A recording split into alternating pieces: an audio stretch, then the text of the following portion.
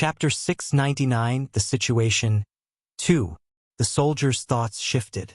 A young man of unknown background, strong, completely unshaken by danger, and guarded by a rank 3 who behaved like a personal protector. The conclusion formed instantly in his mind. He is from a high family, an important one. After all, only noble or elite families assigned personal guardians to their heirs. Of course, he had no idea Spartan was undead. He could not have known immediately. It would take a good amount of observation.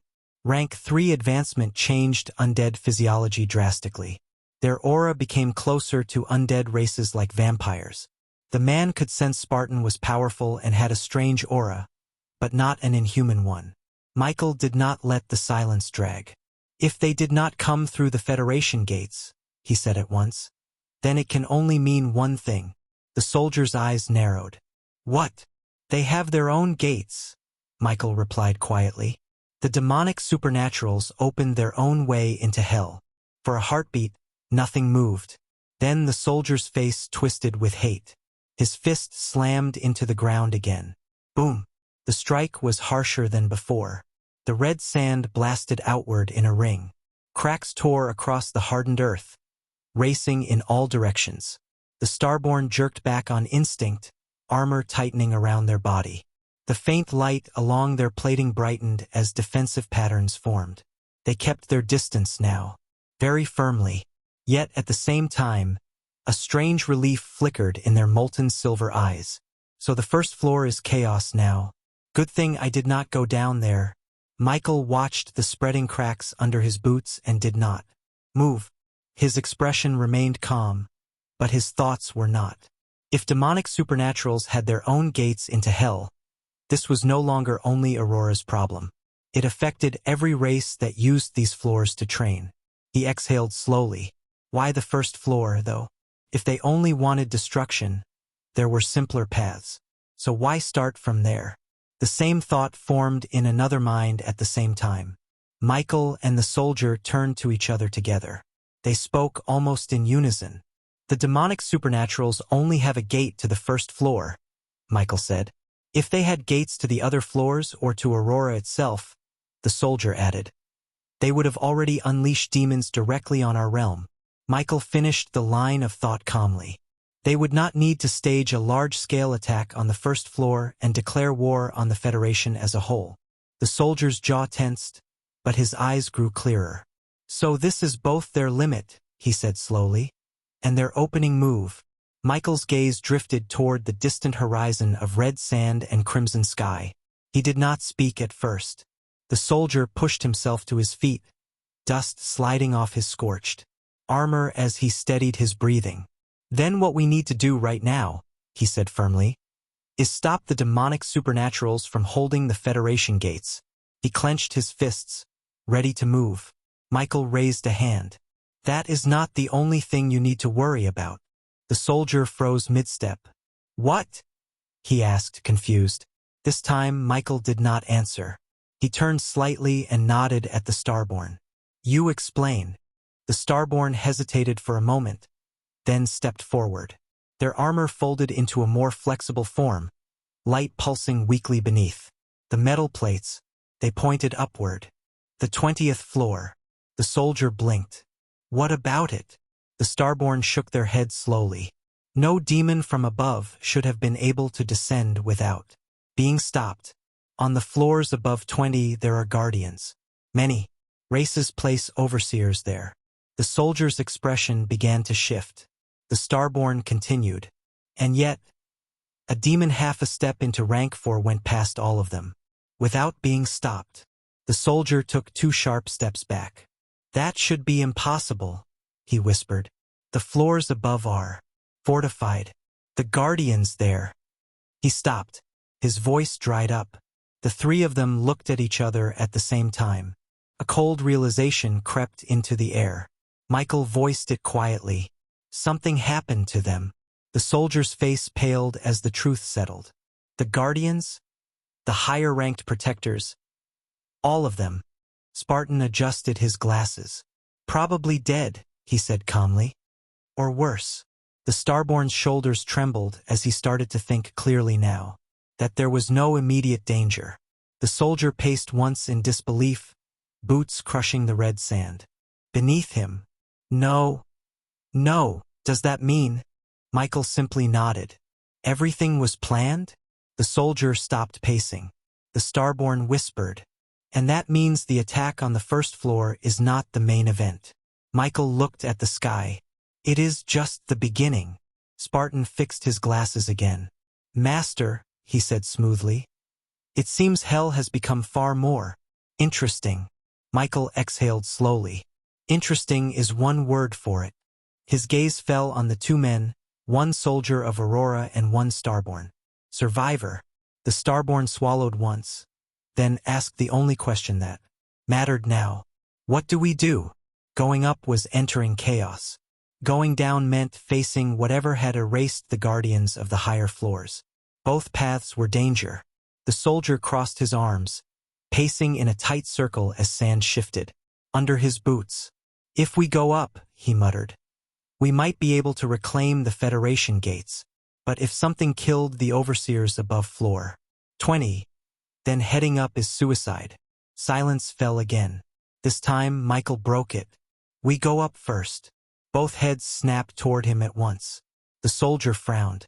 If the demon on the lower floors is not handled, then even if we retake the gates above, hell will empty itself downward eventually. The wind blew a thin line of red dust across Michael's boots. If the chaos above can be resolved, we can contact the other races stationed there. Michael's eyes narrowed slightly. And once they know the demon's location, someone strong enough will come to kill it. Chapter 700 The Situation 3. Edited. Michael did not waste another second. Let's move. The soldier nodded sharply. The Starborn's armor folded into a travel mode, soft light pulsing along its edges. Spartan adjusted his glasses and stepped forward to match Michael's pace. They began running across the red desert. The second floor of hell stretched far and wide. Jagged dunes rolled like frozen waves beneath a crimson sky. The heat pressed down on them, but none of them slowed. Michael was new to the second floor. He had hunted here for only a short while, so he followed their lead. The Starborn ran ahead, leaving a faint trail of shimmering motes behind him. The soldier followed on the right. As they moved, the second floor revealed more of its nature. Unlike the first floor, which was mostly barren frozen land, the second floor had more life and more danger. Beasts prowled the dunes. Winged predators circled the sky. Burrowing creatures stirred beneath the ground whenever Michael's group passed. But none approached them. Perhaps they sensed Michael's aura, or Spartans, or the Starborn's potent armor. Regardless, the monsters kept their distance. Over that ridge, the Starborn called out without looking back. There is a settlement. Several races have also established small bases in the second floor. Michael nodded. He had expected as much. The second floor was dangerous but manageable for many advanced factions. It was natural that various capable races would build settlements here. And Aurora? Michael asked. The soldier replied immediately. We have a small settlement here as well.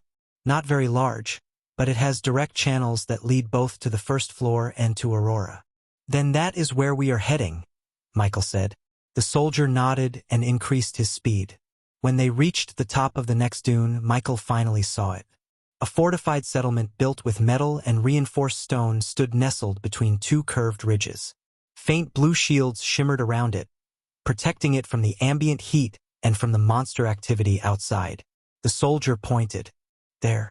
The gate access room is inside that building. If it is intact, we can go straight to the first floor. Michael's eyes narrowed slightly. If it is intact, he repeated. Yes. The soldier's voice grew quieter. We do not know if the demonic supernaturals up there would have done something. Michael agreed. They approached the settlement. From afar it looked normal. Guards positioned at the entrances. Activity moving through the streets. But the moment they stepped closer, Michael felt it. Tension. The guards at the entrance stood rigidly, weapons ready. Every pair of eyes scanned the desert beyond the walls like predators. waiting for danger to pounce from any direction. Even before they reached the gate, several rifles were already aimed at them. "Identify yourselves," someone shouted from above. The recovering soldier stepped forward immediately. "It is me, Captain Rule of the first-floor outpost." The shout rippled through the guards. Then, "Captain Rule?" Weapons lowered instantly. The shield at the gate flickered and opened. A squad rushed out to meet them. "Captain, we thought you were dead. How did you get here? What happened on the first floor?" Questions flew like arrows, but Rule raised a hand. "I will explain to the overseer. Clear the path." Though his expression was calm, his heart sank. The fact they were aware of this meant there was a new update. The guards quickly obeyed, stepping aside. Their gazes naturally drifted to Michael next and then to Spartan, whose rank 3 presence pressed faintly against the air on purpose. They also stared curiously at the Starborn, who stuck close to Michael. The soldiers led the group into the heart of the settlement. Rule finally stopped before a reinforced building with thick metal doors and a carved Federation emblem above it. "Inside," he said. The moment the doors opened, the atmosphere shifted again. A tall man stood in the center of the room, armor polished with a bluish sheen, spear strapped to his back, and aura steady like a mountain. A rank 3, the overseer of the second-floor Aurora settlement. His gaze locked onto Rule instantly and widened. "Captain Rule?" Rule saluted sharply. "Overseer Varun." The overseer stepped forward quickly. "You are alive. That is good." His gaze swept over the charred remnants of Rule's armor. "But what happened? What of the outpost?" "On the first." His words broke as he finally noticed the rest. "Michael, the Starborn, Spartan." His aura sharpened. The pressure in the room thickened for a moment. Rule spoke quickly. "They are allies. The young man healed me." Varun's sharp aura softened at once. He gave Michael a deeper look. "I see." His tone shifted subtly. More polite. "Then welcome to Aurora's second-floor station." Michael nodded lightly. Rule straightened his back. "Overseer, I have a report," he said. Varun gave a short nod. "Go on." Rule took a breath, then recounted everything from the start again. "I understand your side now," he said. "It fits with what we experienced here earlier." Rule frowned. "Here?" he asked. "Something happened in this post too?" Varun nodded once. "Not long after we lost contact with your outpost, the floor gate in this base activated on its own. Before anyone could react, demonic supernaturals came out from the first floor into our station." Rule's fingers curled. "So it spread here too," he muttered. "At first we were shocked," Varun said. "Then we took advantage of the situation. They were outnumbered here. We pushed them back into the gate." He paused, his eyes narrowing slightly. "It was only then I realized the situation was the same." Rule blinked. "The same?" he echoed. "How?" Varun's voice went colder. "When our forces entered the gate to pursue them, they arrived on the first floor into a battlefield where we were the ones outnumbered. The demonic supernaturals held the advantage there exactly like we held it here. Every attempt to push deeper into their line met overwhelming resistance. The gate became a choke point both ways." Rule's jaw tightened. "A stalemate," he said. Varun inclined his head. "Exactly. They cannot break through us into the second floor. We cannot break through them into the first. For now, the gate connects. 2 fronts locked in dead balance." Michael finally spoke. "Then why not request help from the Federation directly?" he asked. "With higher ranks, the balance will break." Varun looked at him and gave a small nod. "I was coming to that," he said. He folded his arms, expression turning complicated. "After we realized the stalemate, I ordered a team to use the Federation gate. We went to report and request reinforcements." Rule's eyes lit with faint hope. "And?" he pressed. Varun sighed. "That was when we learned something strange." Michael's gaze sharpened slightly. Varun continued. "For some reason, no one from Aurora can use the Federation gate in Aurora City to access the first floor anymore. Every attempt fails. It is as if the path is locked to us. However, the gate from Aurora to the second floor still works. The route from the main station to this post is still intact. Rule's brows knitted together. So they cannot send troops directly to the first floor, he said slowly. But they can send them here. Yes, Varun answered. The Federation confirmed it. Their technicians checked the formation structures. Nothing is broken on this side. Something is interfering with the route specifically to the first floor. Michael's eyes flashed faintly. The demonic supernaturals, he said. They are blocking the line on their end. Most likely, Varun agreed. Rule exhaled, some tension leaving his shoulders. So reinforcements, he said quietly. Varun nodded. They come here, he finished. He looked at Michael, then at the Starborn and Spartan. Which means, Varun added, you three came at a good time. We are no longer an isolated station. When the reinforcements arrive, we will have options. Michael leaned slightly forward. That is good news, he said. But are you not forgetting something? Rule blinked and turned to him. Forgetting what? Before Michael could answer, the Starborn spoke instead. His silver eyes flickered faintly as he stepped forward. If the demonic supernaturals are left alone for too long before reinforcements arrive, he said quietly, will the situation not worsen? If they consolidate control on the first floor, retaking it later will be far harder. The room fell silent for a brief moment. Overseer Varun exhaled slowly, his shoulders rising and falling. I know, he said at last. We all know that. But there is no helping it right now. The Starborn's eyes narrowed. And what about the other issue? Varun looked at him. Other issue? The Starborn's voice dropped lower, almost solemn. The demon, he said. The one half a step into rank 4. The Overseer froze. He turned to Rule with confusion. What demon? And what do you mean by half a step into rank 4? Rule sighed, then began explaining the situation. For a moment, silence filled the office. Chapter 701 Solution. Edited. Varun lifted a hand and pressed his fingers hard against the side of his temple. A dull throb pulsed behind his eyes. He rubbed slowly, trying to push away the forming headache, but it only grew sharper the more he thought. A demon half a step into rank 4. That was not normal. Varun lowered his hand and let out a long breath, his face tightening with strain. This is bad, he muttered, voice low. Very bad. Varun glanced at Rule, then at Michael, then at the Starborn. His gaze lingered longest on the silver-eyed figure who had dropped the news. The demonic supernaturals attacking the Federation settlement are strong and troublesome, dangerous even, but the balance of the first floor of hell itself will not crumble just because some demonic supernaturals took control of a few outposts. The Federation and the other races can handle that kind of disturbance. Of course, any damage they cause to our own races would have to be explained by the Federation and would put us in a bad position on a universal scale. Then his voice dropped lower. But a demon half a step into rank 4?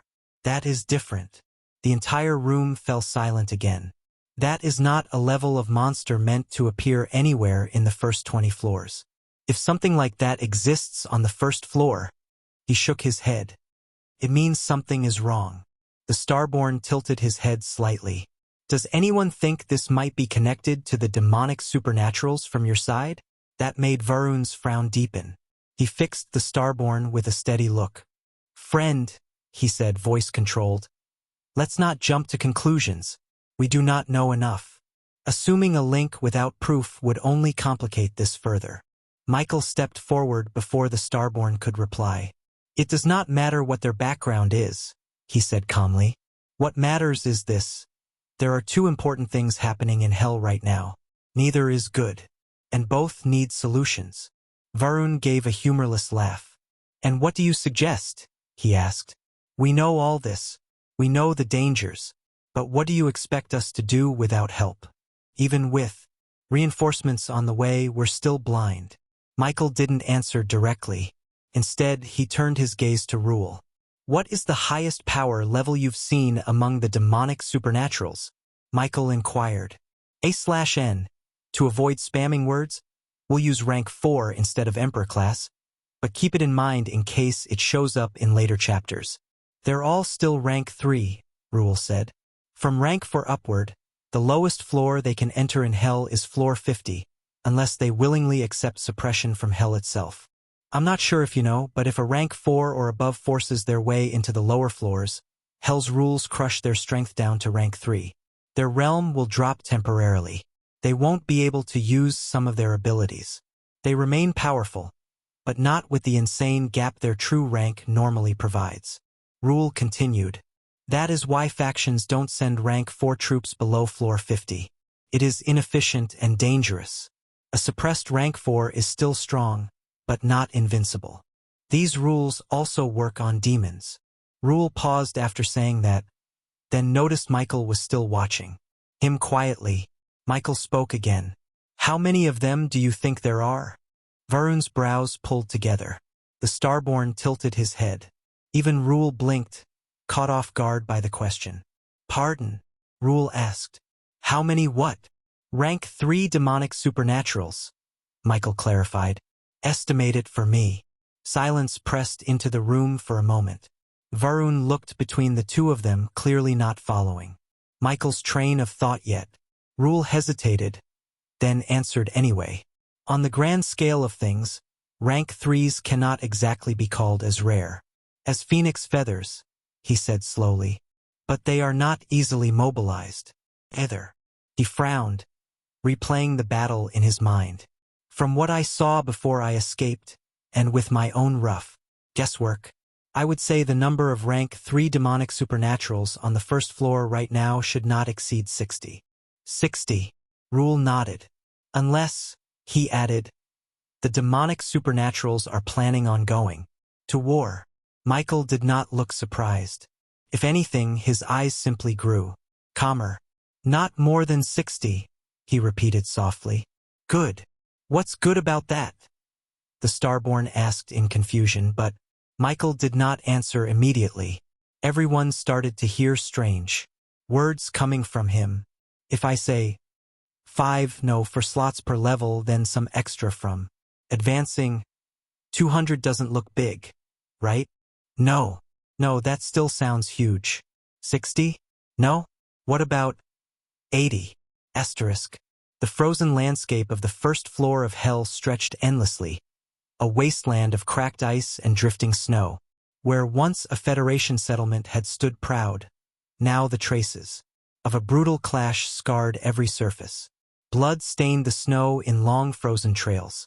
Walls were cracked, and at the center of the ruined base, the floor gate hummed, a faint pulse of unstable light running through the formation. Armored figures stood around it in a defensive ring, weapons drawn, breath fogging in the frigid air. A man with a horned mantle over his shoulders, who seemed to be the leader, stood at the front. His expression was grim. Status, he ordered. One of the demonic supernaturals stepped forward immediately and saluted with a fist over his chest. The channel leading to Aurora remains locked, the man reported. The Federation cannot interfere for now. The leader clicked his tongue. I know that. The other man continued and gestured toward the humming gate. That led upward. That passage leads them straight to the second floor. If we force our way in, we'll be met by dozens before we can even stabilize a foothold. It's the same for them. They can't do anything to us either. As for using the natural entrance of the second floor to come down to the first, they can't do that. Their forces would be separated and their effectiveness would drop drastically. In any case, with our preparations, the settlement on the second floor won't dare make a move with their numbers. The man was still speaking when the gate the Federation had made for smooth travel between the first and second floors activated. A figure appeared in front of him. He was a very blurry man, but the moment he materialized, a series of attacks met him. A ripple of harsh laughter passed through the surrounding demonic supernaturals as the smoke from their attacks cleared. Seriously? "This is boring." One of them scoffed. "All that build-up just to kill one guy? Is the Federation that desperate?" More snickers followed as the smoke thinned. Their amusement faltered a heartbeat later, because the man they thought was dead wasn't. Black armor rippled across his skin like living metal, clinging to him. Seamlessly, it looked less like armor and more like an extension of his own body. A few supernaturals stiffened. "That armor. What is dash?" "Doesn't matter," the leader said. "Kill high dash." Ghost moved first. He did not raise his hands into any recognizable stance. He simply stepped forward and punched the air in front of him. The air howled. A translucent shockwave burst from his fist and tore across the frozen ground.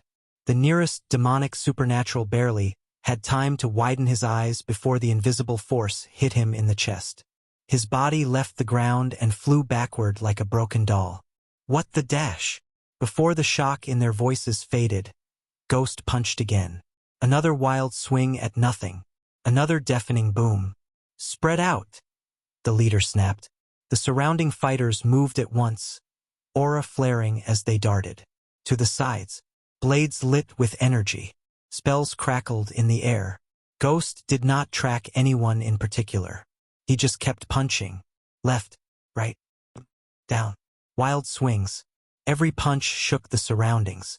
Shockwaves roared outward in jagged arcs. "This is ridiculous." "He's not even aiming." Ghost took another step forward. A footprint sank deep into the ice. He punched downward. The shockwave slammed into the ground and rebounded, erupting like a geyser beneath a group that had thought they were outside his range. The ice pillar that formed carried them upward for a brief instant before the force shattered, flinging bodies in all directions. However, what the others failed to realize was that, by the time they stopped focusing solely on Ghost, dozens of people now stood around the gate. The worst part was that every one of them possessed aura not necessarily weaker than their own. Color drained from their faces as they seemed to realize what was happening. The stalemate had been broken, and not by ordinary people. Immediately, they all started to feel the smell of death hanging over them. Without hesitation, demonic supernaturals did what they loved doing best: run from the strong. Chapter 702, The Legion's Power 1. However, running also required strength, and this time, strength was something they no longer had the luxury to boast about. The moment the demonic supernaturals tried to flee, the sky darkened. Up above, suspended like silent executioners, were 10 humans. Except they were not humans anymore. Each one radiated the aura of a solid rank 3, their presence weighing down the battlefield like a falling mountain. These were part of Michael's undead, his human-type undead, the ones he rarely had time or resources to extensively focus on. Michael could not fully invest in all of his undead. He lacked the time, the focus, and often the materials. Even nurturing a handful already cost him an absurd amount of energy and resources. Of course, this situation was expected to change in the future, but even now that limitation applied only to Michael. It did not apply to the undead themselves. Just because Michael could not look after all his undead did not mean they could not look after their own kind. It also was not out of kindness, love, or kinship, since even with high intelligence to mimic things, Michael's undead were still far from being able to perfectly mimic complex emotions for something like a familiar bond. However, there was something they could mimic perfectly to the extent that it could be said they were actually feeling it. Spartan was the prime example.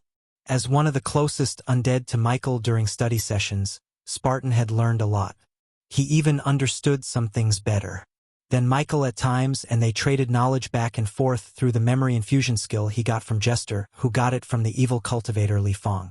Michael did not always use memory infusion on everyone, but every intelligent undead had the skill, and Spartan had been using it for personal reasons to teach and share.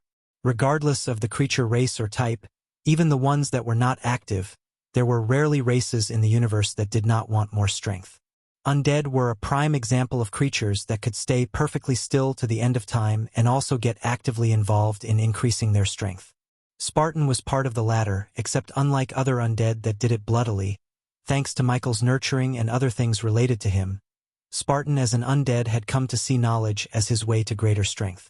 This was not exactly wrong either, especially after ascending to rank 3.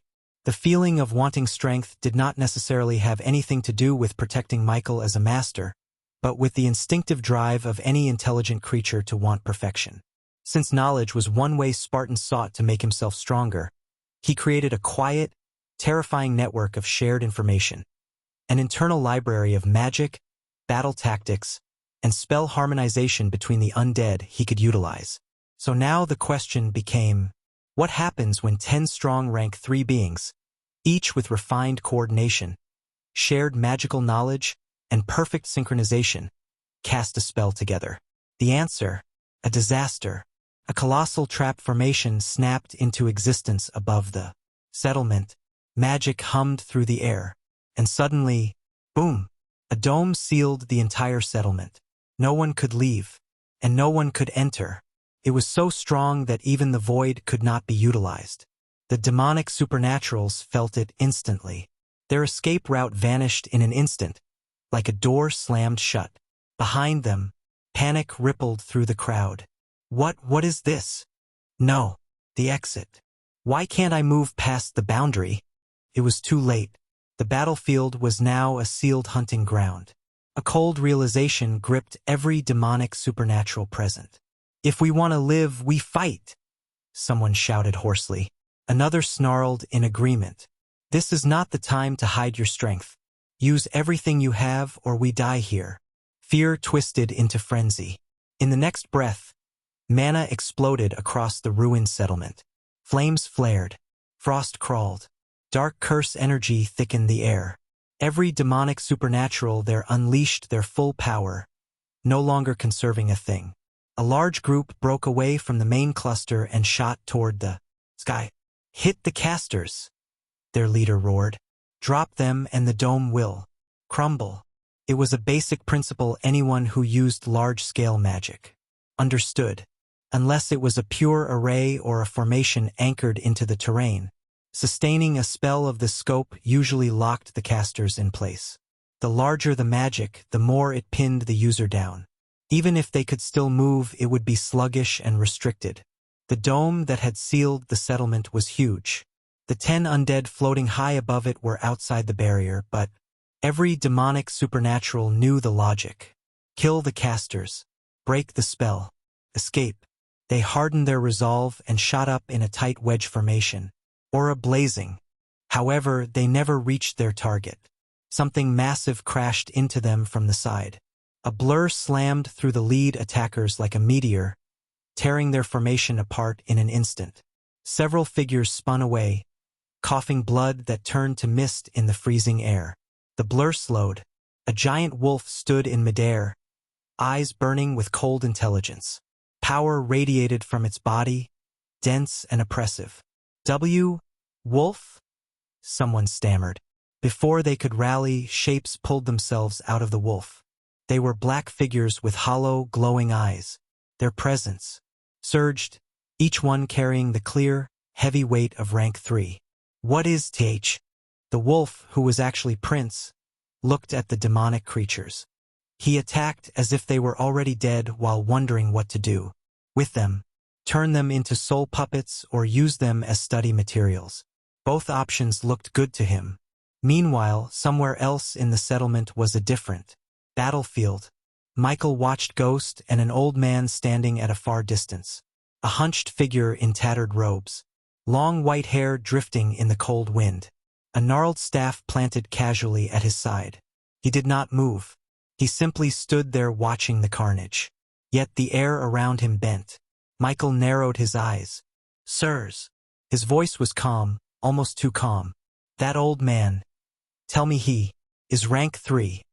Chapter 703, The Legion's Power. 2. The Overseer and the Captain stiffened at the same time. Rule swallowed. That aura, he muttered. Feels wrong. Wrong was an understatement. The pressure radiating from the old man was warped, heavy, and crushing, yet still somehow contained, as though the world were struggling to pin it down. Varun's jaw tightened. His fists clenched hard enough for veins to bulge. That is no ordinary rank 3, he growled. That is rank 4 level suppression. I never thought those damned beasts would actually bring a rank for superpower here. He spat the next words like poison. This is a violation, a direct provocation, a war declaration. Michael did not react with shock. He breathed out slowly, gaze steady. For a plan on this scale, he said quietly. You did not really think they would hold back, did you? Varun looked at him, and for a brief moment felt another kind of fear. His mind drifted to the conversation he had with the youth earlier. The boy had been asking strange questions and saying strange things like he would handle the demonic supernaturals. Like who did this youth think he was? Did he actually believe he could do something even the Federation army here could not do? Varun had been ready to rudely dismiss him from his office at that time when everyone froze as they watched the youth summon a palm-sized coffin and call out creatures with rank 3 power one after another. Michael was not surprised at the demonic supernatural's actions. He had expected something like this. These people who dared to invite demons into their world to send a message were not to be underestimated. His focus was now entirely on the old man. The old man across the field finally lifted his head. His eyes were hollow pits of darkness. The ice beneath him cracked, and even from this distance, everyone felt it. A half-step rank 4 monster, struggling to suppress itself enough to exist on the first floor, was now fully turning its attention toward Michael. The old man's lips stretched into a faint, almost kindly smile. When he spoke, his voice did not boom or roar. It drifted over the battlefield like a quiet breeze, yet cut through the screams and explosions so clearly that Michael heard every word. Interesting, the old man said softly. In my lifetime, I have only ever met a few youngsters like you. His gaze rested on Michael with a strange warmth that did not fit the scene around them. Such power at this age. He chuckled, low and breathy. Tell me, boy, you are not secretly an old man wearing young skin, are you? Michael did not answer. On the surface, his expression stayed flat and unreadable. Inside, every nerve sharpened. This pressure, even from here, the old man's existence pressed faintly against his soul, like a hand testing the limits of a glass wall. One careless push and it would shatter. The old man did not seem bothered by the silence. How does it feel? He asked slowly. To have such great power at your fingertips. He tilted his head as if studying a rare specimen. No, let this old man answer for you, he said with a light laugh. It must feel wonderful to stand above your peers, to command so many strong rank 3 undead. That alone tells me you are not ordinary. His smile thinned. It tells me you are something special. Varun tensed further at those words. Rule glanced at Michael, unable to hide his unease. The old man's next words, however, held no praise. So, he said softly, why are you using that power for the wrong cause? The wind seemed to pause for a heartbeat. Why? The old man repeated, eyes narrowing. Are you standing on the Federation's side? Michael finally spoke. His voice was quiet. Why? Do you think it is wrong? He asked. The old man's smile deepened.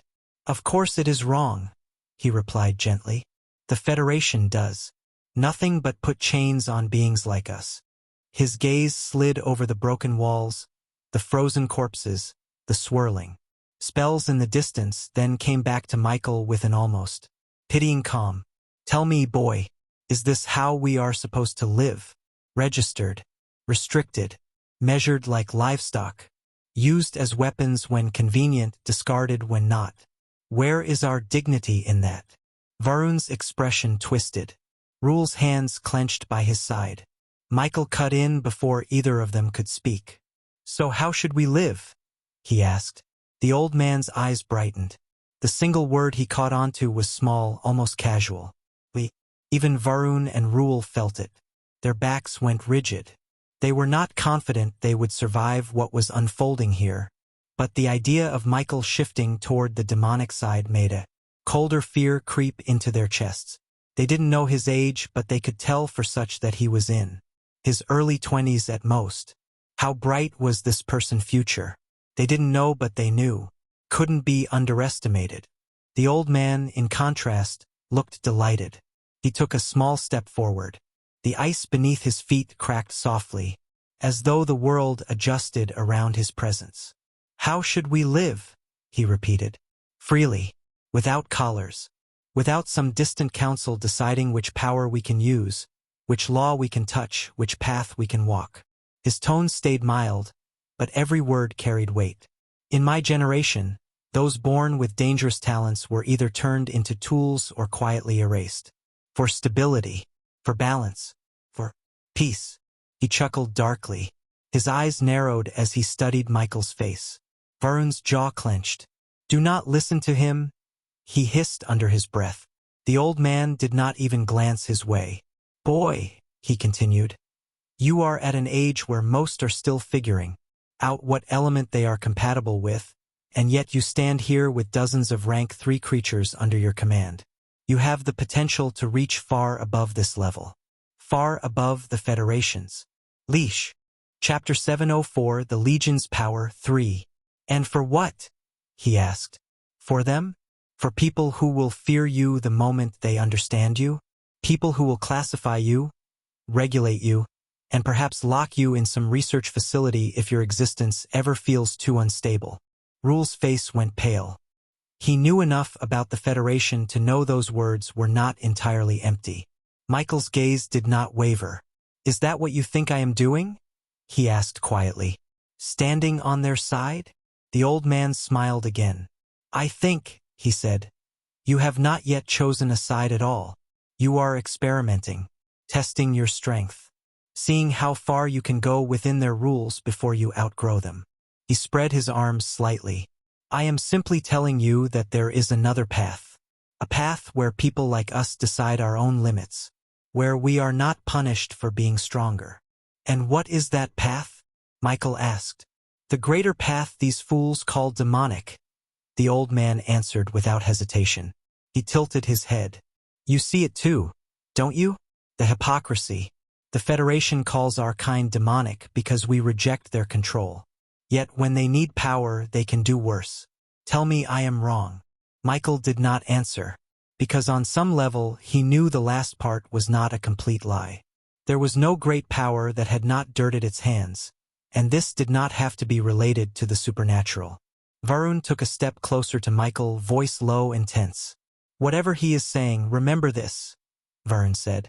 "The demonic supernaturals are killers. They have killed millions before just to vent. If they gain ground in the future, worlds burn. Cities vanish. Families die. You don't have to see enough death to know what that means." The old man clicked his tongue softly.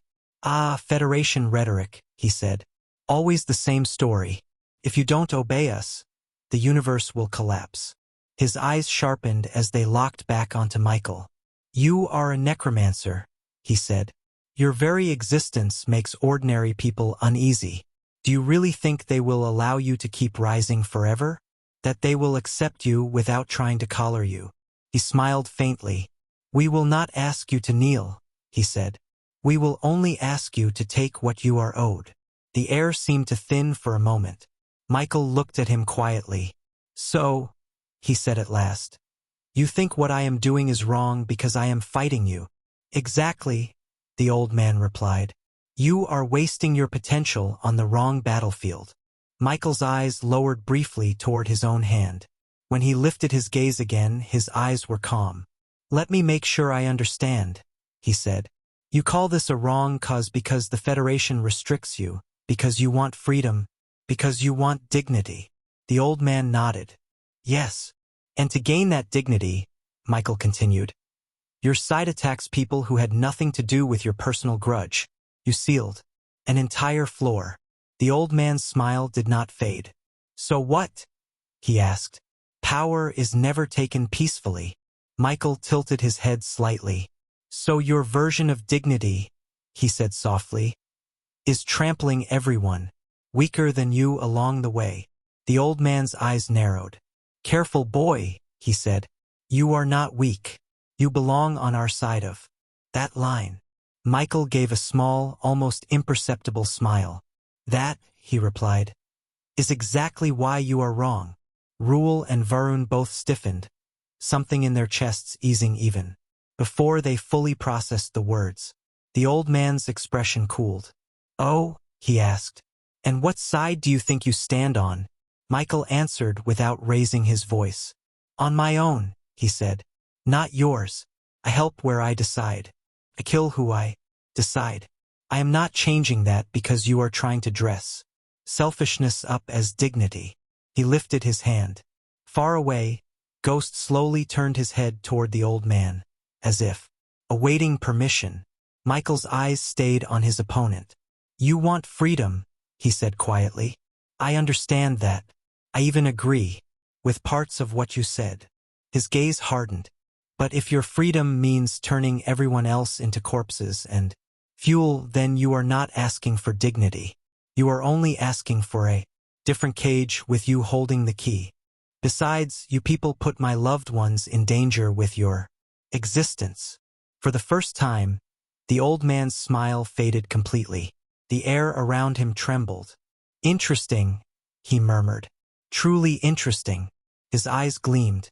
"In that case, boy, let us see how long you can keep that attitude." While standing in front of me, the ice under his feet shattered completely. Power surged. Was Michael fearless? One could not say he was the bravest, but he was certainly not a total coward. As long as it was not related to his immediate life and death, Michael could be quite bold. This was why he dared to say something offensive to the old man who had hell focused on him just to keep his attention. Yet, against a rank 4 creature while being a mere rank 2 himself, Michael did not actually think he was on the losing side. After all, regardless of his achievements, the old man was still nothing more than a very powerful rank 3 right now. And when it came to killing rank 3 creatures, Michael had more than one experience. However, today was not his stage as a supernatural. It was his stage as a necromancer. Michael opened his mouth slowly and spoke. "Children, your mother is in danger." The voice was low but spread throughout the entire settlement. The aura of several undead who heard it flared dangerously. Something surprising about these undead was that, though different in small ways compared to Ghost, they looked almost 80% similar to him or gave off the same feeling. Read author's note. Chapter 705, The Legion's Power. 4. Edited. This was actually because they were from the same race. Yes, after discovering the usefulness and uniqueness of Ghost again and again, Michael had not wanted to overcrowd his undead legion with one major type of undead. But he did realize that sometimes having more of a single type was simply better. Ghost type happened to be one of those cases. Physical strength that could compete with a pseudo-level 70 as a new rank 3 creature was not common at all, and even the ones Michael had not used materials on could fight with level 65 creatures even as early rank 3 undead. Not all creatures were naturally strong. There was also something else about the ants. Their laws. It was a collective law. Another discovery that made Ghost's race even more mythical. Ants were a strange species. From the moment they were born, their lives were already decided for them. Workers worked, soldiers fought, and some reproduced. Every action served the colony. Every breath served the queen. None of them questioned it. None of them resisted. Their individual strength meant nothing. Their identity meant nothing. Only the collective mattered. Only the colony thrived. This was what made ants terrifying. The simple truth that every ant lived and died for a will greater than itself. When they acted as one, they crushed creatures hundreds of times larger. When they moved with unified purpose, even the death of thousands meant nothing as long as the colony lived. The amazing thing was that even as undead, Ghost and his fellow ants still retained their strength, except their ruler was now Michael, whom they viewed as the equivalent of their queen. Their entire purpose was for him, and even their law reflected that. This was the first time Michael had ever seen a law gained from race rather than through comprehension. The law they possessed was strange and terrifying. It was born from the same instinct that shaped every ant colony since ancient times. A law tied not to enlightenment, but to purpose. It was a branch of the law of life. This concept was simple. In life, everything exists for a purpose. And when that purpose calls, life responds. Ghost's law, and the law shared by his race, reflected this perfectly. Whenever their purpose was invoked, their strength surged. Not by 10%, Not by 20. By half. A clean, brutal amplification of their entire combat power. If the task before them was ordinary, the boost was small. If the task was dangerous, the boost grew stronger. And if the purpose was dire, if their queen, their colony, their mother was threatened, the law roared. The law only cared about purpose. The more impossible the purpose, the more overwhelming the surge. But this gift came with a cost. The stronger the amplification, the faster their life burned away. It was the purest reflection of the ant's nature. To fulfill the task before them even if their bodies shattered. To answer purpose even if it meant death. Even as undead, they retained that terrifying instinct. When Michael spoke, their purpose ignited. Ghost's law flared brightest of all. Ghost did not wait for further instruction. The moment the law ignited, he vanished. A crack split the frozen air behind the old man. The elder reacted instantly, slamming his staff down. A wall of mana folded into existence like a curtain of compressed space. Ghost's fist hit it a heartbeat later. Boom! The impact rippled across the battlefield. The ground tore open. Ice shattered outward. The air rang like metal, struck by a hammer. Varun and Rule were thrown back again, though Michael stood firm, already prepared. Both forces held. Ghost's huge body strained against the shimmering wall, his fist buried into its surface, cracks spreading around the point of impact. The old man's sleeve fluttered from the recoil. His smile had vanished. For the first time, he looked irritated. "So this is your little soldier," the old man muttered, his voice vibrating. "With mana. Annoying." Ghost leaned in, pushing harder. His eyes locked onto the old man without a shred of hesitation. The elder reinforced the barrier with another gesture, and for a moment the two forces balanced perfectly. But Ghost was not alone. Michael lifted a finger. For more signatures exploded into existence. Each one radiated the same brutal, half-step amplification. Each one stared at the old man. Michael spoke calmly, his voice cutting through the storm of energy. "Children." All 5 ants reacted at once. "Protect your mother," they answered. The 5 human outlines blurred. Their flesh warped. Then, with a series of wet cracking sounds, they unfolded. The air above the ruined settlement darkened. 5 colossal bodies stepped out of the distortion where the humans had been. Ants. Each one was a towering blackish-gray ant. 6 limbs anchored them in the air as if the sky itself were solid ground. And then there was Ghost. He was slightly larger than the others. About 8 meters tall, his frame heavily plated, his mandibles thicker, his chitin darker. Varun's breath hitched. "What are those?" he whispered. Ghost vanished again. One moment he hovered above the battlefield. The next he was in front of the old man. His massive forelegs scythed downward like a dark guillotine. The old man's staff moved in the same heartbeat. A translucent sphere of warped space snapped into existence around him, layers folding over each other like petals of an invisible flower. Ghost's strike hit it dead on. Boom! The frozen plane buckled. Cracks exploded outward in every direction. The ground shattered into jagged slabs. The air screamed as the barrier compressed and rebounded, shockwaves ripping through the battlefield. Varun and Rule were flung even farther away, even through their raised defenses. The old man's robes snapped in the mana storm. His expression had sunk into a thin, hard line. "So persistent," he muttered. A twist of his staff sent a wave of condensed mana along the barrier's surface. It rippled like liquid glass and turned Ghost's force sideways, deflecting it in a controlled arc.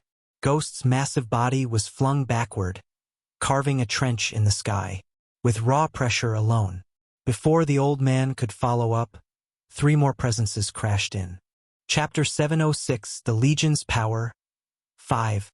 The Elder did not retreat. He twisted his wrist. A ribbon of darkened space coiled around his staff and spun outward into a barrier. Crack, crack, crack. 3 enormous forelegs slammed into it from 3 different angles, and still the old man held. The blows should have pulverized a fortress. Instead, the air quivered like stretched metal. The distorted space absorbed the force, bending but refusing to break. The ants screeched, their vibrating cries shaking the fractured ice below. The elder's eyes glowed faintly as Ghost and the remaining ants charged again. 5 against 1, he murmured. Rude. He lifted his staff a fraction. Boom! Mana erupted outward, an invisible shockwave that distorted the light itself. All 5 ants were blasted back in curved arcs, their massive bodies dragging ripples through the frozen air. But they recovered instantly. Ghost was the first back on him. He dove straight through the collapsing shockwave and brought both forelegs down like twin hammers. 2 more ants appeared behind him, mandibles glowing faintly as their bodies shook from the raging energy within. The elder reacted with frightening ease. His staff spun once. Space folded into a spiral. A vortex bloomed before them. When Michael and the soldiers who had come from the second floor saw it, their expressions darkened. They understood immediately. The barrier Michael's undead mage created prevented anyone from using space-related abilities. Yet this old man had been freely bending space from the start. If he had wanted to leave the barrier earlier, he likely could have. This was the power of a suppressed rank 4. And he had not even used his law yet. Ghost's twin strike disappeared into the warped space as if swallowed whole. A heartbeat later, boom! The vortex spat the redirected force back onto the 2 ants approaching from behind. They were hit squarely and flung into the ground, carving craters through the ice as shards exploded outward. Ghost retreated quickly, skidding back into the air. Michael watched without blinking. Varun, Rule, the demonic supernaturals, and the soldiers all stared in disbelief. He is matching 5 of them, Rule whispered. Even with Ghost and the others burning at maximum power, the old man stood equal. Ghost reappeared behind him, mandibles wide, aiming for the elder's spine. The elder did not turn. He raised 2 fingers. The air behind him froze. Space locked. Ghost's mandibles halted a hair's width from the old man's back as if caught inside transparent stone. The ant screeched, straining, his body bulging as energy howled. Within him, for more ants closed in. Left, right, front, above. The old man exhaled quietly, almost bored. He drew a circle with his staff. The circle flashed once and space inverted. Boom! The 4 ants were blasted away by an explosion of reversed force, their bodies spiraling through the air before slamming across the battlefield. Still they recovered, and still they came back. Ghost roared, his entire form blazing with explosive power. The elder's eyes sharpened. Fascinating creatures, he said. Life-burning arts, but not quite. More like burning energy that corrodes them slowly. Ghost appeared above him again, all 8 meters descending like judgment. The other 4 charged around him, converging from every direction. Like falling towers. The old man lifted his staff. For now, he said softly. This will do. He forced his power downward. The ground collapsed beneath him as the barrier thickened. 5 colossal strikes fell at once. The sky cracked. The earth sank. The barrier dented. For the first time, the old man's foot slid half an inch. A single bead of sweat rolled down his brow. Ghost pressed harder. The others screamed, their bodies burning with raw power. Michael narrowed his eyes.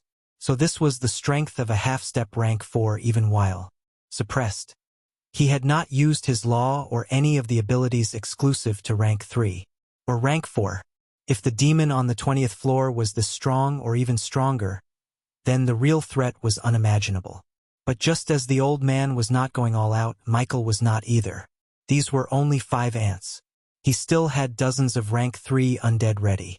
Michael turned to the soldiers. I would appreciate it if you can help my undead deal with the demonic supernaturals while we try to bring down this old man. He kept the polite tone, but inside he felt these soldiers were far too useless for their ranks. Perhaps shock was slowing them down, he reasoned. The old man observed the soldiers' movements and his expression tightened. He lifted his staff again. He did not believe these weak humans could harm him, but caution was instinct for most demonic supernaturals. and none of his old companions were here to laugh at him for taking children seriously. They would all die here anyway. A pity the talented youth would have to die too, he thought. He activated his law. Water surged. A blade of compressed liquid burst from his staff, sharp enough to slice magical steel. But before it reached its target, the attack bent unnaturally and was dragged in one direction as if something were drinking it in. The old man frowned and turned. A giant woman stood there with her massive mouth stretched wide open. It was Lily. The old man's eyes narrowed. What are these strange creatures you have? For the first time, a hint of fear crept into his gaze. Lily swallowed the last of his attack and wiped her mouth with the back of her hand. She burped as multiple spots on her body started to bleed. It was obvious her attempt to devour that attack was more than she could safely handle. However, the old man's frown deepened when he sensed a dense surge of power radiating from her. Lily opened her mouth again, and from deep within he sensed the return of a familiar energy, the energy of his own. /N. Please vote to support the novel. Chapter 707, The Legion's Power, 6. The old man's eyes widened a fraction as the energy he had just released. His own law-infused water attack began gathering in Lily's throat. His pupils narrowed. Before he could react, Lily's jaw split wider and she spat the energy back out. The old man flicked his sleeve. Boom! The collision ripped a hole in the battlefield, ice vaporizing instantly. Steam erupted upward in a violent pillar. But as he held the block, another shadow descended. A giant. A massive humanoid undead with stone-like skin and a towering frame. Beginning. The old man's gaze sharpened. Another brood again. Beginning roared, the sound vibrating the battlefield. Countless small wounds had been inflicted on him for weeks now, wounds earned. From daily sparring with Ghost, Lily, and the others. It had pushed his power further thanks to his law. His level had soared. Level 65. The giant slammed down with a fist the size of a wagon. The old man met it with one palm. Boom. A dome of warped space ballooned outward from the point of collision. Beginning's fist dented the dome of transparent ice deeply but did not break through. The old man grunted. Annoying creatures, he hissed.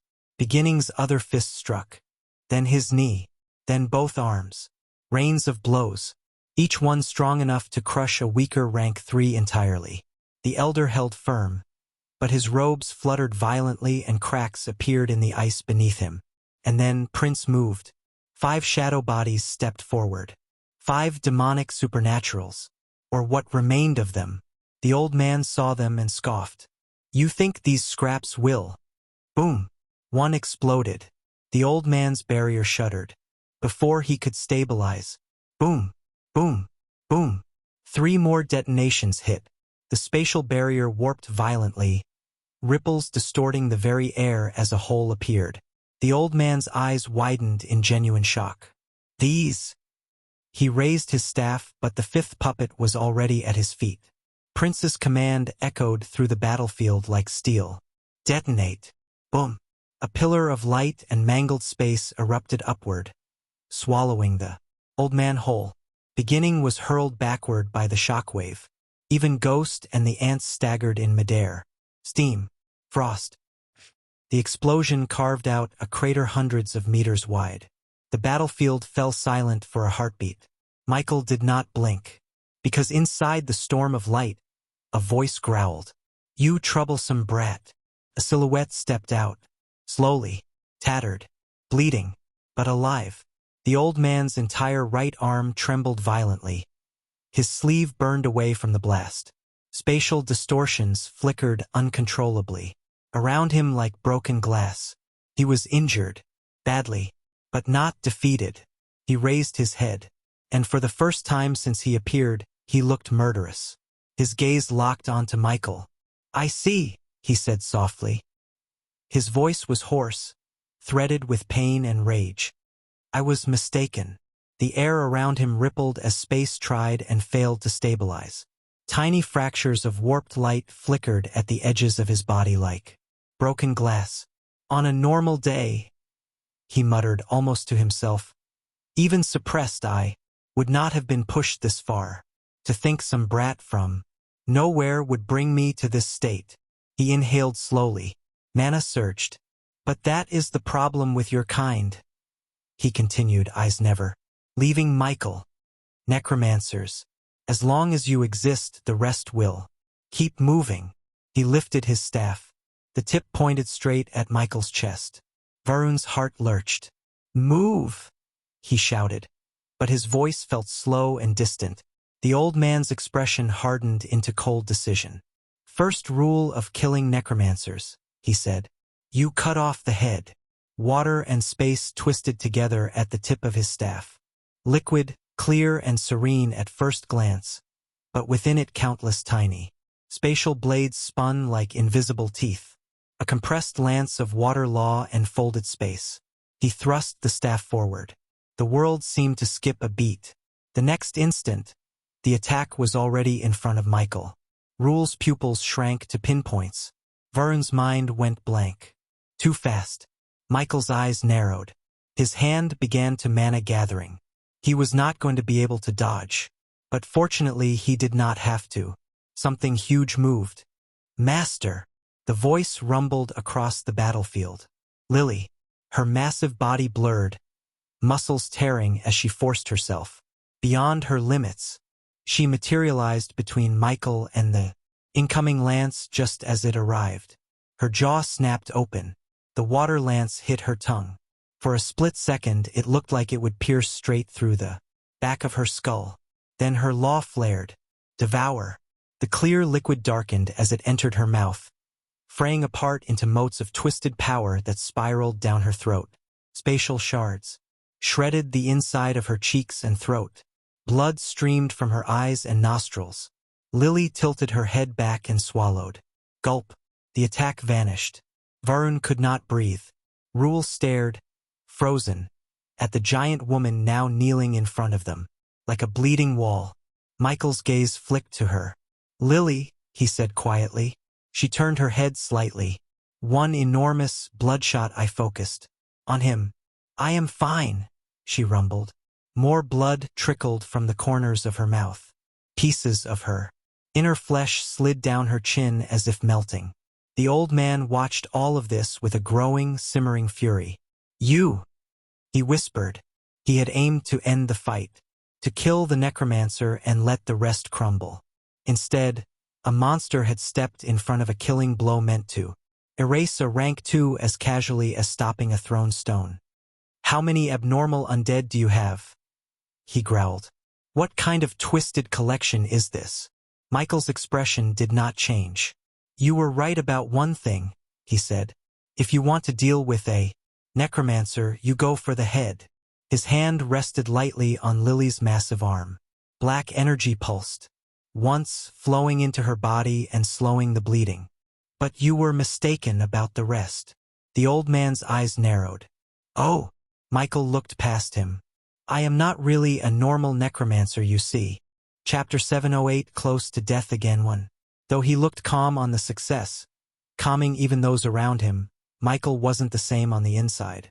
From what he could see and what his undead were telling him, he could tell that though they were able to give the old man a good hit, he was actually still very strong and, to be honest, hadn't really gone out yet. This left Michael a bit frustrated. One reason he found hell attractive was because this was a place where he could effectively level up a good amount of his undead with the strong demons in the lower floor. If only this fight had happened by when maybe he had already had 3 undead in level 70, he wouldn't be this helpless a bit, and it wasn't exactly the scenario where more undead would make it better, as they had to be a qualitative strength to make a difference. However, when one thought of the demon incident in the 20th floor, Michael was eventually going to encounter one problem or another in the end. However, now was not the time to think about this, as there was still a great enemy to face. The old man spoke with a voice that trembled with contained fury. Too cocky for my liking, he said. His voice was low, strained, and filled with growing hatred. His grip tightened on his staff. Let me correct that arrogance. Space twisted around him like boiling glass as he stepped forward. It was not a teleport, nor a spatial step, but a simple stride that bent the air as if the world was forced to move aside for him. His intention was clear. He was going to kill Michael. The shift in the battlefield was immediate. Ghost dropped from the sky, mandibles screeching open as he hurled himself between Michael and the old man. The 4 other ants followed, forming a shifting wall of chitin and explosive rage. Beginning thundered forward again, energy pounding through his stone-like veins, fists raised. Lily dragged herself upright despite the gore sliding down her chin and opened her mouth for a familiar attack to which the old man, now aware of such move, defended easily against. The soldiers finally understood the situation. The demonic supernaturals who had been watching from the side suddenly lunged forward. They saw the opening. After seeing the old man's intentions, they had all been thinking the same thing. If they killed the Necromancer, then the monsters would collapse. The man who controlled the nightmare creatures had to be the most fragile. He had to be the easiest to kill. They surged toward Michael.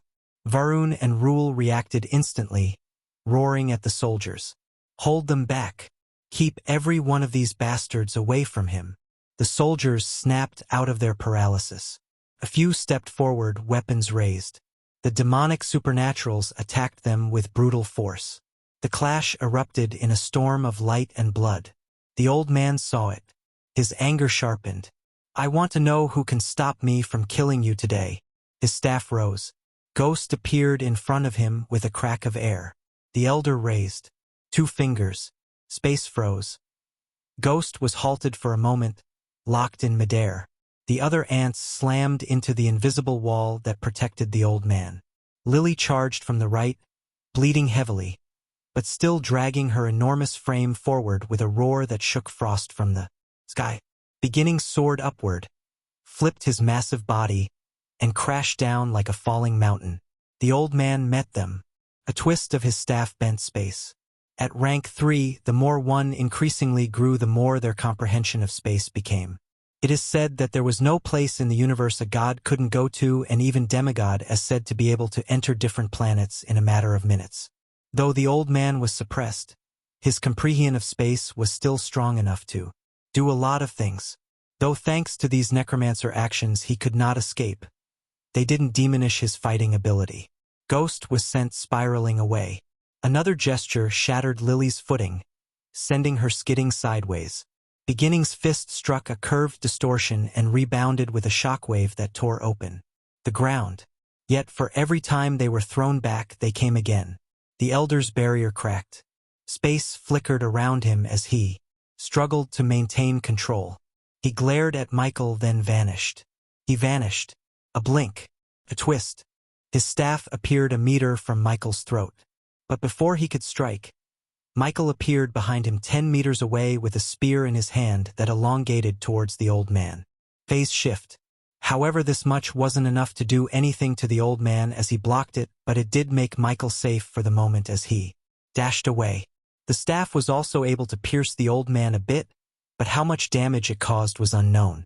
As for the others, ever since they knew the old man was targeting Michael, they ran to different areas so Michael didn't have to worry about them, and honestly also wasn't in the situation he could worry about anyone. The old man stared at Michael, chest rising and falling. The murderous light in his eyes only grew colder. "Enough," he said quietly. The word was almost calm, but everyone who heard it felt their hearts clench.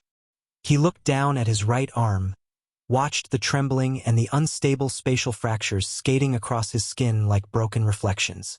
Then he looked back up at Michael. "Forcing this," he murmured, "will severely wound my lifespan." The old man's lips curved into a thin, humorless smile. "But it will not kill me. I will have enough years left to look for a solution." His gaze sharpened to a knife point. "You, on the other hand, will die here today." Michael's fingers tightened around his spear. A chill slid down his spine, one that had nothing to do with the frozen plains around them. His instincts screamed. Chapter 709. Close to death again too. Danger. Real danger. The old man lifted his staff slowly, almost ceremonially. Mana surged. Not just mana. Something deeper. To ascend to rank 3, one needs to grasp a law and compress it into a seed. A law seed. A tiny, incomplete fragment of a greater truth. Then to ascend to rank for the law seed had to grow. From a mere spark into something that could house an illusionary world. A reflection of that law, a miniature concept of reality born inside the user that could bleed into the outside world. When that inner world started to influence the real one, that was a domain. And right now, before their eyes, the old man was opening his. The tip of his staff pointed down. The world shuddered. It started with the ice. The vast frozen plain beneath their feet cracked.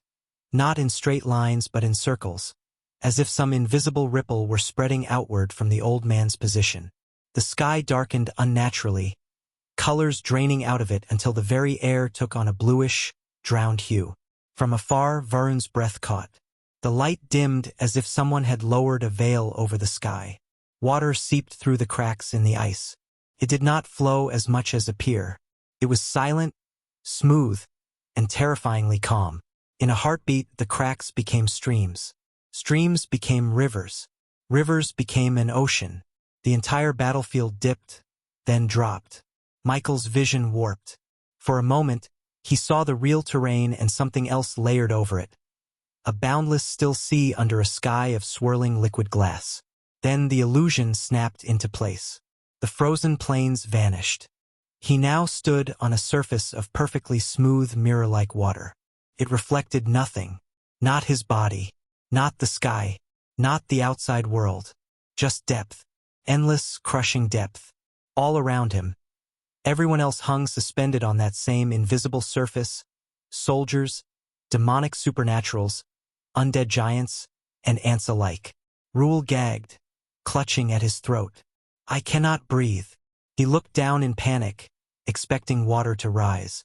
But there was no liquid touching him. Yet his lungs screamed. Varun's aura flared wildly, fighting a suffocating pressure that did not exist physically but pressed against him all the same. The old man stood at the center of it all. His tattered robes moved gently in a non-existent breeze as the water beneath his feet rippled in concentric circles. This, he said softly, is what it means to hold true power. His eyes turned to Michael. Ghost roared somewhere to Michael's left, his 8-meter frame trembling as cracks spread across his chitin. The ants' collective law burned, but inside the domain its power was not as wild. The amplification still existed, but something was pushing back against it, dulling its edge. Beginning's massive body sagged slightly, his knees sinking a fraction into the mirror surface.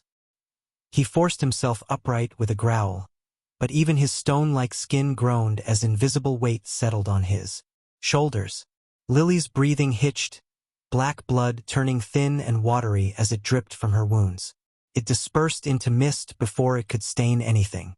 Even with her simple mind, she knew what stood before her was too much to swallow. The old man's domain was not just water. Carried weight. Michael felt it too. A pressure that did not just crush bones but everything. Trying to force him to kneel. To accept that in this space only one will mattered. The old man's. Michael grit his teeth. The elder raised his staff again, water and space twisting around him. In gentle spirals. This much force to use a domain here, he said quietly, will cost me years, centuries even. His gaze hardened. But killing you, boy, is worth that price. The Federation cannot have you. I cannot risk you surviving long enough to remember me. He moved. The mirror sea beneath their feet rippled. A tidal wave rose, not from the horizon but from nothingness. Erupted overhead like a wall of blue crystal. Countless blades of compressed water law spun within it, each wrapped in a halo of distorted space. It did not rush toward the undead. Fell toward Michael. Straight down. Ghost screech split the air. He dove, body burning with law energy, trying to intercept. The other ants moved with him, their blackish-gray bodies slamming against the descending wave. For a moment it slowed. Only a moment. The water turned heavier, denser, the weight of an ocean compacted into a single falling curtain. It crushed against their bodies, their chitin groaning as cracks blazed across their limbs. Beginning lunged from the side, both fists smashing into the wave and splitting it into distorted flows that still sought Michael. Lily staggered, vision swimming, but still forced herself forward. Her mouth opened slightly as her devouring law tried to drink in whatever parts she could reach. Each gulp shredded her insides even more. They were all bleeding. They were all burning. They were all still moving. Michael's heart hammered. In this place, he was not the strongest. Not even close. As the wave bore down, his hand tightened on his spear. His mind raced desperately. How do you fight an entire world that belongs to someone else? The old man's voice drifted through the drowning silence. Struggle all you like, he said. Inside my waters. Everything sinks eventually. Michael prepared to move, but something unexpected happened. The old man shuddered. His breath hitched. A cough tore itself from his throat. Thick black blood sprayed across the mirror ocean. His pupils constricted. His knees buckled a fraction.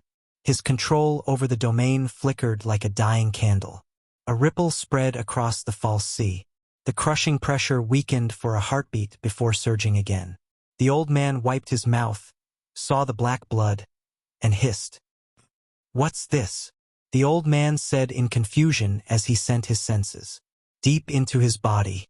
I've been poisoned? Chapter 7:10 Escape. Michael and everyone else stared in shock as the old man swayed. The elder gripped his staff tightly, but another wet, violent cough ripped from his throat. More black blood splattered across the mirror-like sea. Michael blinked. That was not normal.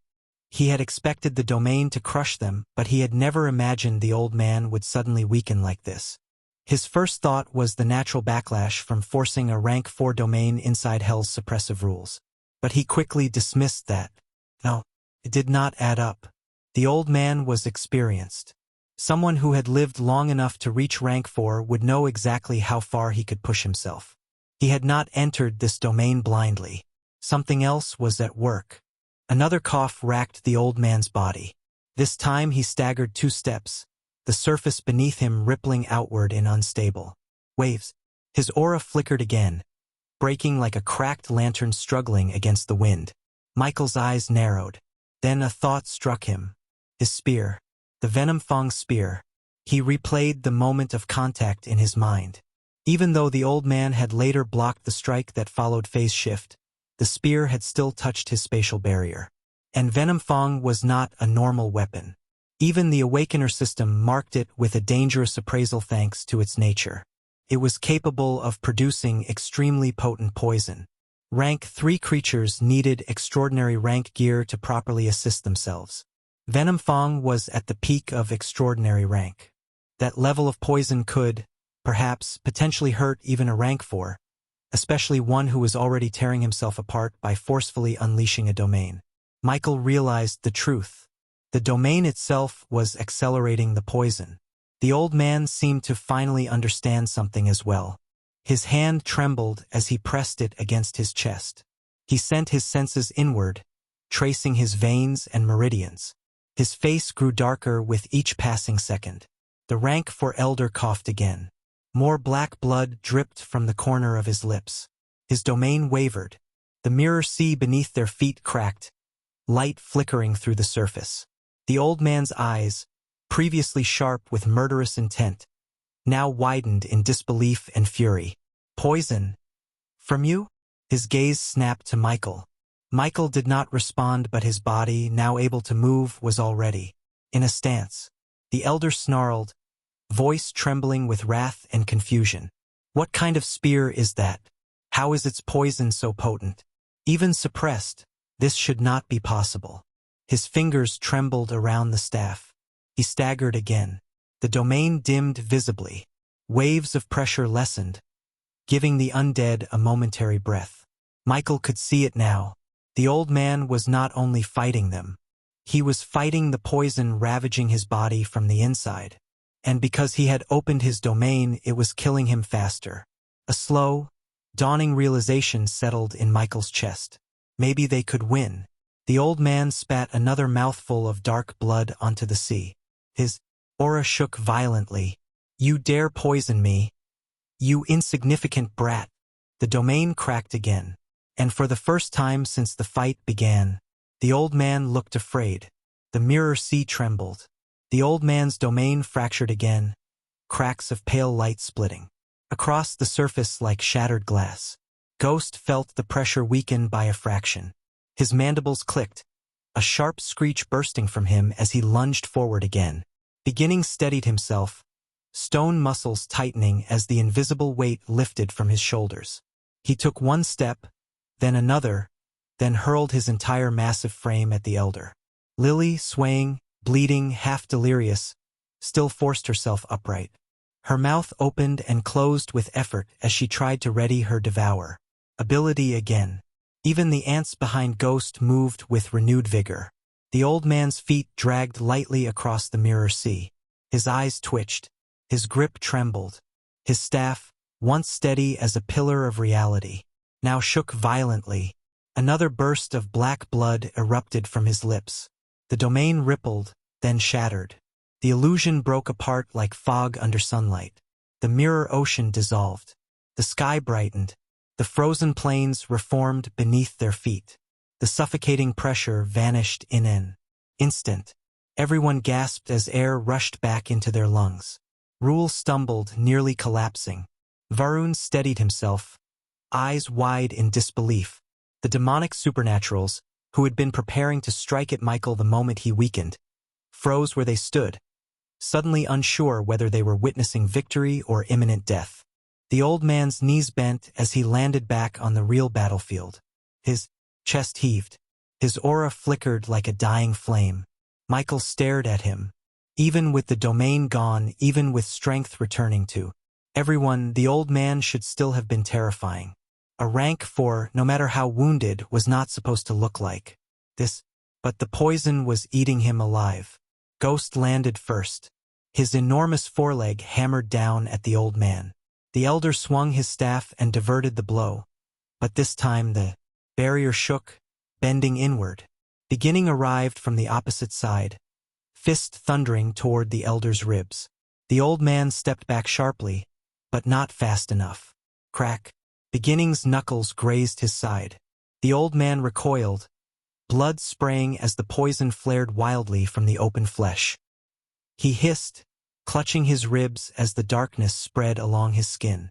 "You cough.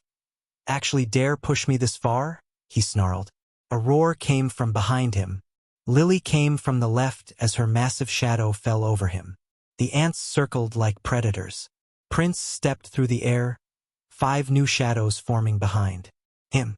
For the first time, the rank 4 elder was completely surrounded. Both sides looked equal now, but the old man was the one being driven back.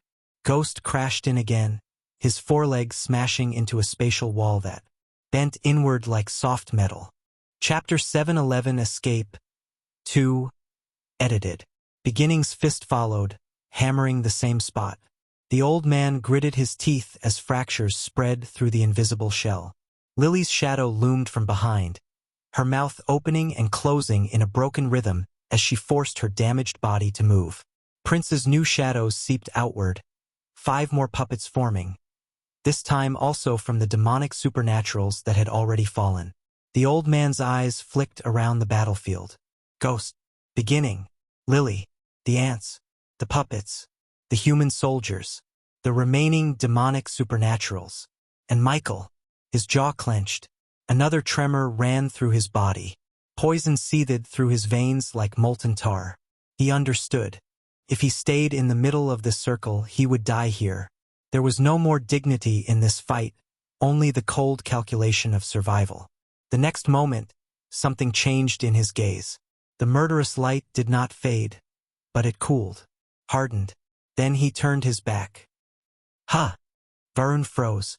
Rule's eyes widened. Even Michael stiffened for half a heartbeat.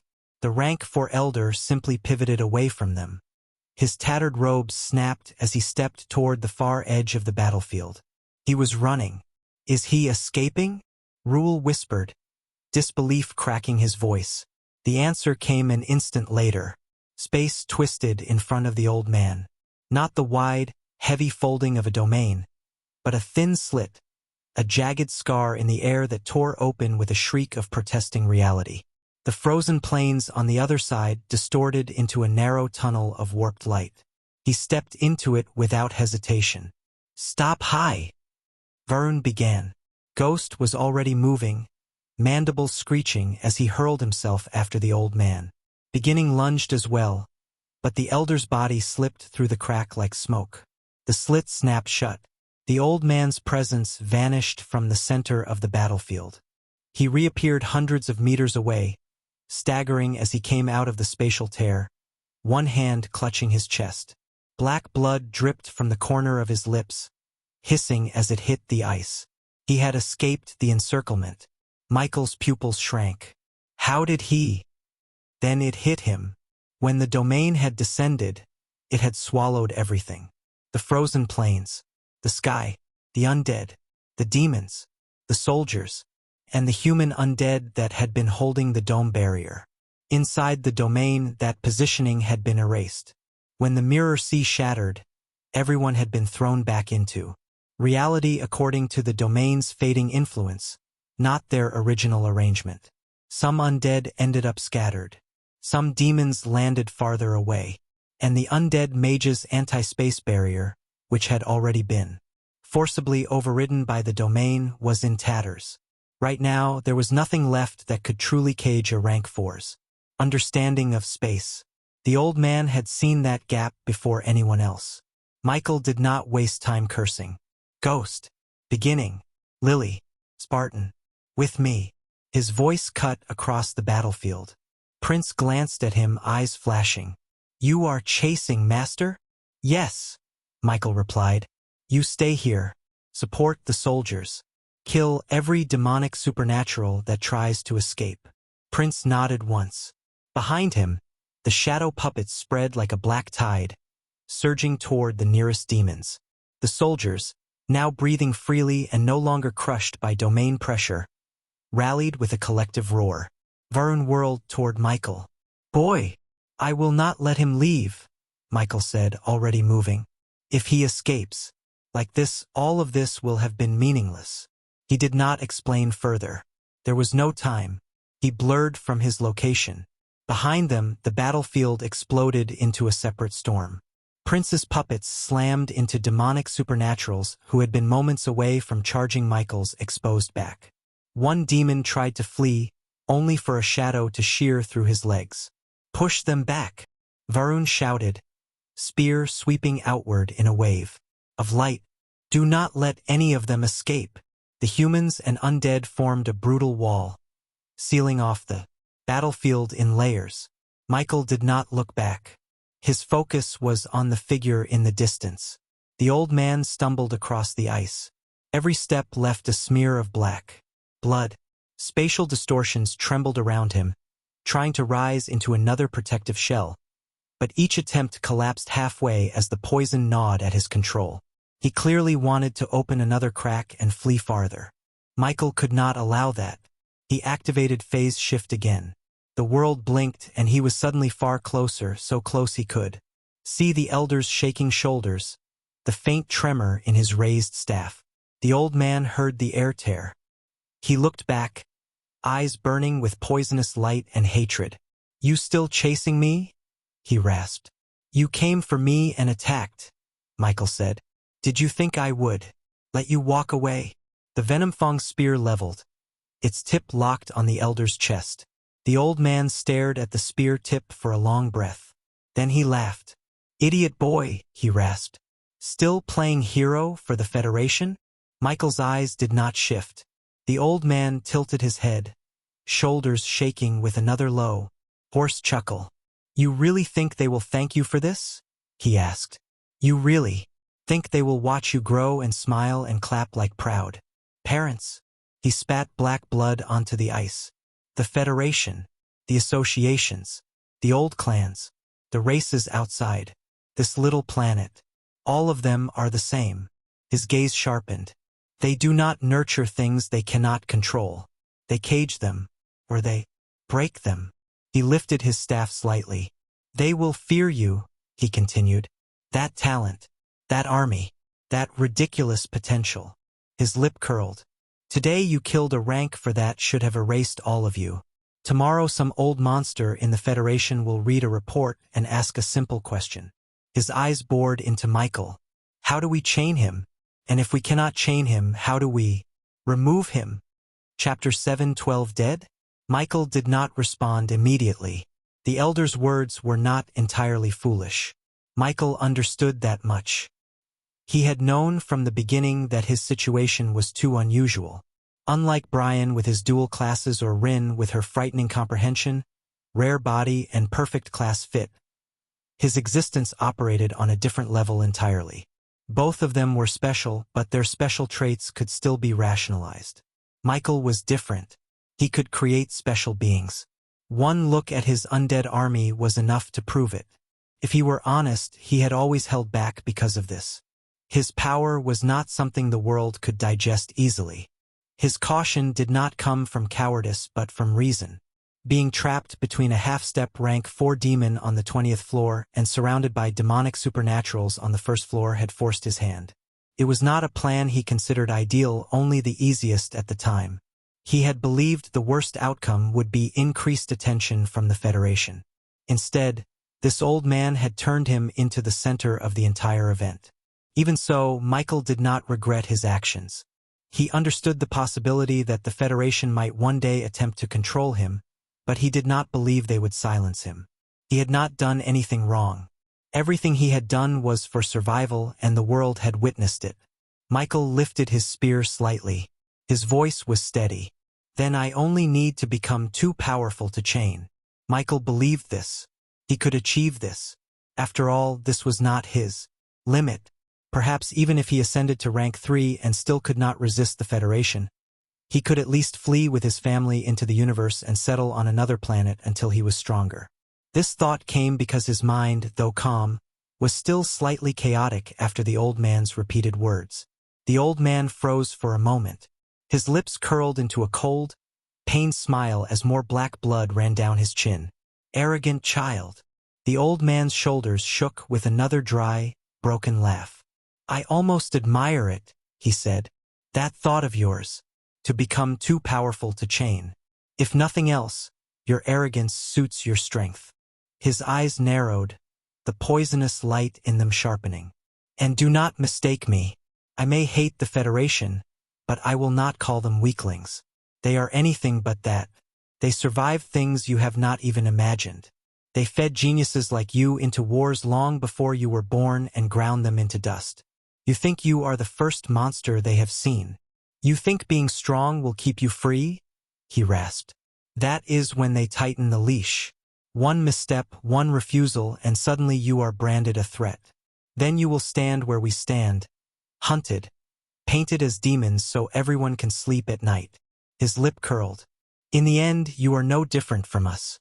We clawed for power and called it freedom. You will do the same. The only difference is which side of the story you believe. Michael listened in silence. He understood that some of what the elder said was not wrong. He also felt that it was incredibly biased. Even so, Michael did not flinch. You are wrong about one thing, Michael said. The old man raised an eyebrow, blood still running down his chin. I am not the same as you, Michael continued. You and the demonic supernaturals are not the same as me. He took a slow step forward, spear never leaving the elder's chest. You tried to seize freedom. You attacked, slaughtered, tore at everything around you, then called the cage that came after unfair when the world pushed back. You chose that path and lost. That is your story. The elder's eyes chilled. Michael's voice remained calm. I was never trapped to begin with. I did not rebel against the Federation. I did not try to tear down the world that raised me. I simply survived what was in front of me and built what I could with my own hands. My path is not something they gave me. It is mine. He tilted his head slightly. Just because you failed to reach freedom does not mean I cannot.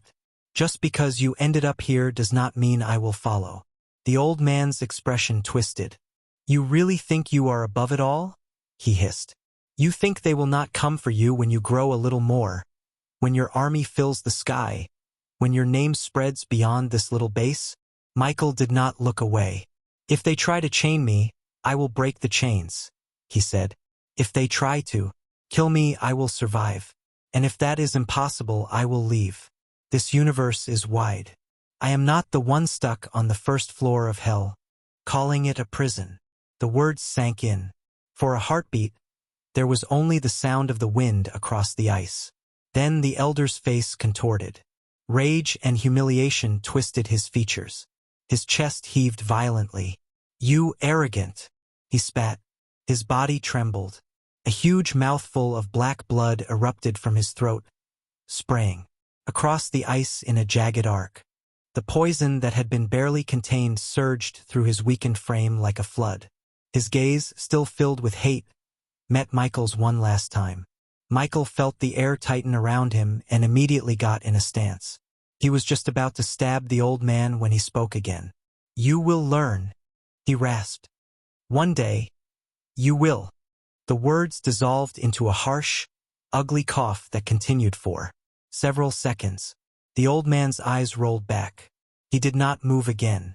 For a moment, Michael simply stared. The old man had collapsed like a puppet whose strings had been cut. For a heartbeat, Michael believed he had died. Chapter 713 Ideas. Michael could not be blamed for that assumption. The system did not reward him for killing humans. No familiar panel floated into view to announce experience gained. No neat line of text to confirm a kill. Michael shook his head once, clearing the stray thought. He lowered his spear slightly and stepped closer. Black blood still steamed softly on the ice around the elder. The poison that Venom Fong had pushed into his body gnawed at every vein and meridian like acid. Up close, Michael could see how badly the man was ruined. His aura was in tatters, leaking from him in broken, ragged pulses that did not match the image of a rank 4 at all. Even so, when Michael sent his senses inward, he felt it. Faint, stubborn pulse. Life. His gaze narrowed in quiet surprise. "Still alive," he murmured. It was not admiration for the man himself that made him sigh, but for what that stubborn heartbeat represented. This was a rank 4 life form. Someone who did not even look like a physical specialist. Yet after suffering poison that would have melted ordinary bodies, after tearing himself open with a domain under suppression, after being crushed under his undead and battered from all sides, he still clung to existence. Michael let out a slow breath. The gap between ranks was terrifying. He suspected that, even if he managed to stab the old man outside hell, in a good state the poison would probably just die by itself. Fortunately, Michael was the advantageous person here.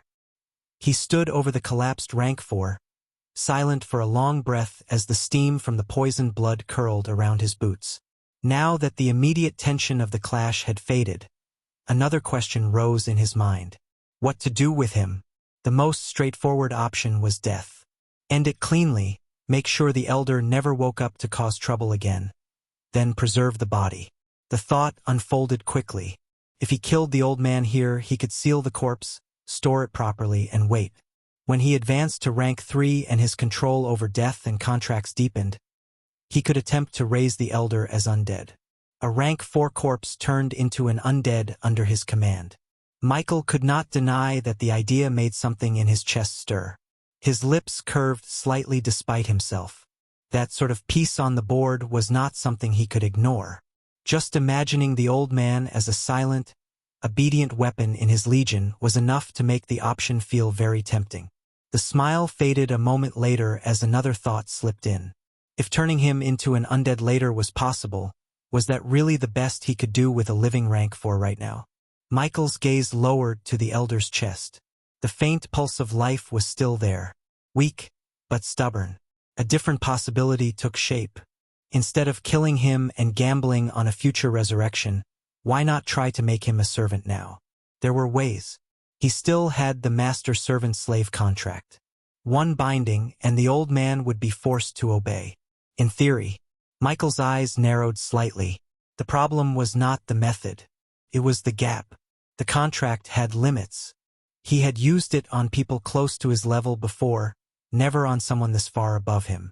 A rank 4 whose foundations were built long before Michael even awakened. If the old man recovered enough, There was a real chance he could tear apart the binding through raw power or by exploiting flaws Michael could not see yet. A servant who could break free later was not a servant. It was a hidden blade aimed at his back. His thoughts shifted again. There was also the blood path. Michael's hand twitched slightly as he considered it, fingers flexing on the spear shaft. He could, in theory, merge his blood with the elders and turn him into a blood servant. Someone who would carry his mark in their veins, bound through the most fundamental link he possessed. Loyalty enforced at the level of blood and origin.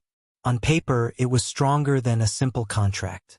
Harder to disobey, harder to sever. But the risks were worse. This man was a rank 4. Even half dead, his understanding of laws and control over his own body were terrifying. Michael could not say with certainty that the elder would not be able to resist the influence of his blood, or at least twist it, weaken it, or study it. That was the worst case. If the old man managed to push back against the authority hidden in Michael's blood, it would mean two things. First, that the control was not absolute. Second, that the existence of his bloodline and talent would be exposed to someone who had every reason to hate him. That was no longer just a disobedient servant.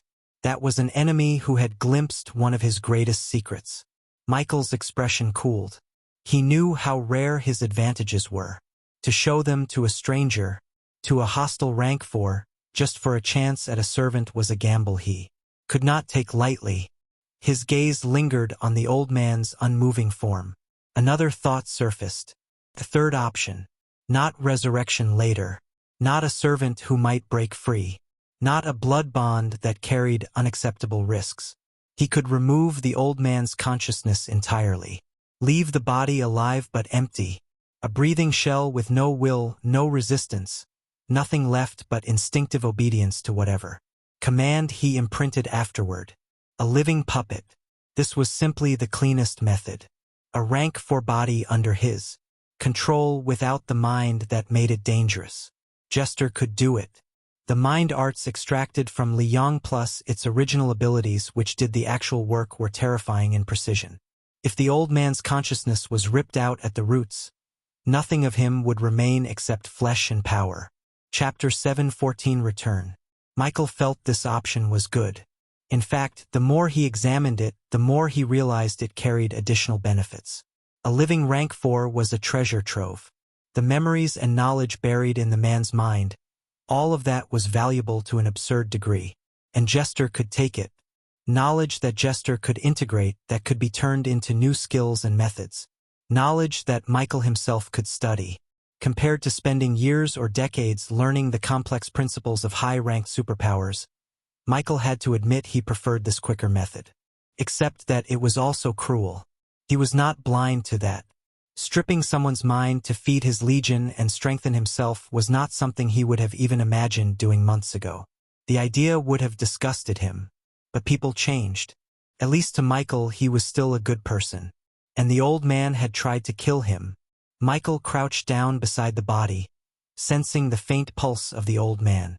Now the only issue was how to seal the man. For one, he could not be allowed to regain too much strength. For two, he absolutely could not die. The contradiction sat heavily in Michael's mind. A rank 4 needed to be kept alive yet helpless, stable yet unable to recover. It was a paradox only possible because of his legion.